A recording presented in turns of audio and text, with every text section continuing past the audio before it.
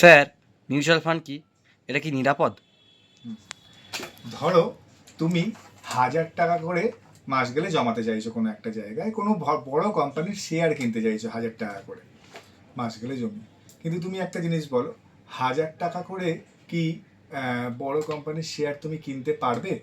যেমন ধরো আমি বলছি, একটা এক্সাম্পল দিচ্ছি, রিলায়েন্স ইন্ডাস্ট্রিজের শেয়ারের দাম এখন 1,500 টাকা। তো তোমার 1,000 টাকায় কি সেই শেয়ারটি কেনা সম্ভব? আমি বলবো হ্যাঁ, সম্ভব। এটাই হলো মিউচুয়াল ফান্ড। তো চলো আজকে আলোচনা করে নেওয়া যাক মিউচুয়াল ফান্ড কি এবং এটা নিরাপদ কি না। ধরো তুমি ইনভেস্ট করলে এইচডিএফসি মিউচুয়াল ফান্ডে। আমি একটা এক্সাম্পল হিসেবে এটা ধরে নিলাম, তুমি 1,000 টাকা ইনভেস্ট করলে এইচডিএফসি মিউচুয়াল ফান্ডে। এইবার তোমার মতন আরও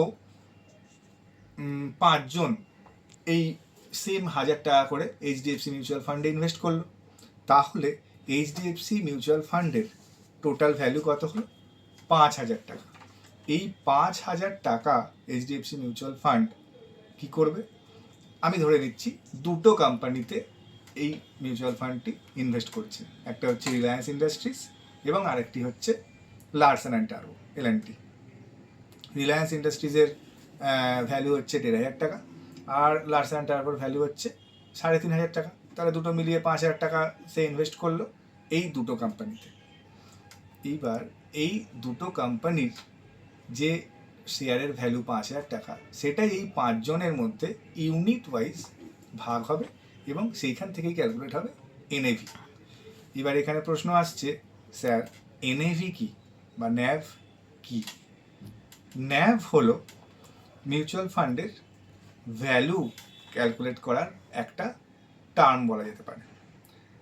যেমন যদি আমি ভাবি এই এইচডিএফসি মিউচুয়াল ফান্ডটা 500টা ইউনিট মার্কেটে ছাড়বে বলে ঠিক করেছে, তাহলে এই এইচডিএফসি মিউচুয়াল ফান্ডের টোটাল ভ্যালু কত হয়েছিল? 5,000 টাকা। সে ছেড়েছিল কত? 500 ইউনিট। অতএব ন্যাভ হবে, এই এইচডিএফসি মিউচুয়াল ফান্ডটার ন্যাভ হবে 5,000 ডিভাইডেড বাই 500 ইউনিট, মানে 10 টাকা। তাহলে এবার তুমি ভাবো, তোমার এই 1,000 টাকা, তোমার এই 1,000 টাকার দিয়ে তুমি কতগুলো ইউনিট পেলে? 1,000 ডিভাইডেড বাই 10 মানে 100টা ইউনিট তুমি এই এইচডিএফসি মিউচুয়াল ফান্ডের 100টা ইউনিট তুমি গ্রহণ করলে, মানে তুমি পেলে, তোমার নামে ইস্যু হলো।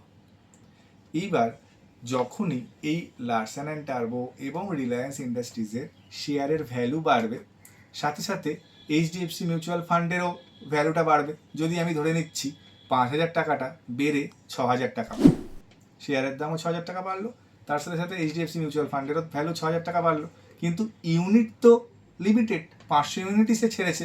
অতএব এই 6,000 টাকাটা এবার 500 ইউনিট দিয়ে ডিভাইড হয়ে তাহলে তার ন্যাভ কি দাঁড়ালো? 12 টাকা। 6,000 ডিভাইডেড বাই 500 ইউনিট মানে 12 টাকা। তাহলে তোমার ইনভেস্টমেন্টের, মানে তুমি যে 1,000 টাকাটা জমিয়েছো, সেই 1,000 টাকার এখন তুমি 1,000 টাকা দিয়ে তোমার কি ভ্যালুয়েশন, 1,000 টাকাটার ভ্যালুয়েশন কি দাঁড়ালো? তুমি ওই 12 টাকা হিসেবে 1,000 টাকাটার ভ্যালুয়েশন 1,200 টাকা। কি বোঝা গেল তাহলে কিভাবে ন্যাভ ক্যালকুলেট হয় এবং মিউচুয়াল ফান্ডের টাকা কিভাবে বাড়ে? তাহলে এক কথায় মিউচুয়াল ফান্ড কি? অনেক মানুষের টাকা একজন প্রফেশনাল ফান্ড ম্যানেজারের মাধ্যমে শেয়ার মার্কেটে বিনিয়োগ করার পদ্ধতিকেই বলা হয় মিউচুয়াল ফান্ড। এইবারে আসি তোমার দ্বিতীয় প্রশ্নতে, মিউচুয়াল ফান্ড কি নিরাপদ?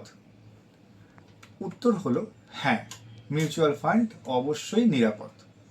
ঝুঁকি বলতে একমাত্র ঝুঁকি যেটা, সেটা হচ্ছে মার্কেট রিস্ক।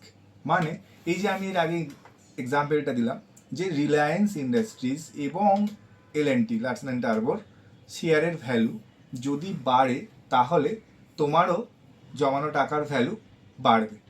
কিন্তু প্রশ্ন হলো, সবসময়ই যে তার শেয়ারের ভ্যালু বাড়বে সেটা কিন্তু আগে থেকে প্রেডিক্ট করা সম্ভব কখনোই নয়। তাহলে মার্কেট রিস্ক একটা থেকেই যাচ্ছে। এইখানে একজন সঠিক ফাইন্যান্সিয়াল প্ল্যানারের দ্বারা যদি ইনভেস্টমেন্ট করা যায়, তাহলে এই মার্কেট রিস্কটা এড়ানো যায়। আর দ্বিতীয় ক্ষেত্রে যদি টাকা চোট হয়ে যাওয়া বা চুরির সম্ভাবনা তুমি বলো, তাহলে সেটা একদমই নেই, কারণ এই মিউচুয়াল ফান্ডকে সম্পূর্ণভাবে কন্ট্রোল করছে security and exchange board of India, মানে সেবি। সেবি কড়া নিয়মে সবকটা ফান্ডকে মনিটর করে, ট্রাস্ট ক্রিয়েট করে, নিয়মিত অডিট করে এবং টাকাকে আলাদা ট্রাস্ট স্ট্রাকচারে রাখা হয়। এবার প্রশ্ন হলো, টাকা কি চুরি হয়ে যেতে পারে? উত্তর হলো না, সেটা প্রায় অসম্ভব। আপনার টাকা ইউনিট রেকর্ডে থাকে, কাস্টোডিয়ান আলাদা করে শেয়ার রাখে, অতএব টাকা চুরি হওয়ার সম্ভাবনা নেই। মার্কেট ওঠানামা করবে, এটাই স্বাভাবিক। এই ওঠানামার মাধ্যমেই মার্কেট ধীরে ধীরে ওপরের দিকেই যায়। যদি ভালো ফান্ড ম্যানেজার এবং ভালো ফান্ডে ভালো ফাইন্যান্সিয়াল অ্যাডভাইজারের সাথে পরামর্শ করে আপনি ইনভেস্ট করতে পারেন, তাহলে মিউচুয়াল ফান্ডের মতন ভালো জিনিস আর কিছু হতেই পারে না। ব্যাংকে টাকা রাখলে টাকা গ্রোথ হয়, কিন্তু সেই গ্রোথ পার্সেন্টেজ অত্যন্ত কম, যেটা ইনফ্লেশনকে মিট করতে পারে না। মিউচুয়াল ফান্ড অত্যন্ত সেফ এবং গ্রোথ খুব তাড়াতাড়ি হতে পারে, এবং বরাবরই পাস্ট হিস্ট্রি বলছে মিউচুয়াল ফান্ড কিন্তু ইনফ্লেশনকে বরাবরই মিট করে গেছে। ছোট টাকা ইনভেস্ট করে যদি বড় বড় কোম্পানির অংশীদার হতে চান এবং দীর্ঘমেয়াদে আপনার টাকাকে বাড়াতে চান, তাহলে মিউচুয়াল ফান্ডের মতন ভালো অপশান আর হতে পারে না। এই গেল মিউচুয়াল ফান্ডের কথা। ভিডিওটা ভালো লাগলে অবশ্যই শেয়ার করবেন, লাইক করবেন এবং সাবস্ক্রাইব করবেন অধিরাজ ফিন একাডেমিতে। দেখা হচ্ছে পরের কোনো এক টপিক নিয়ে।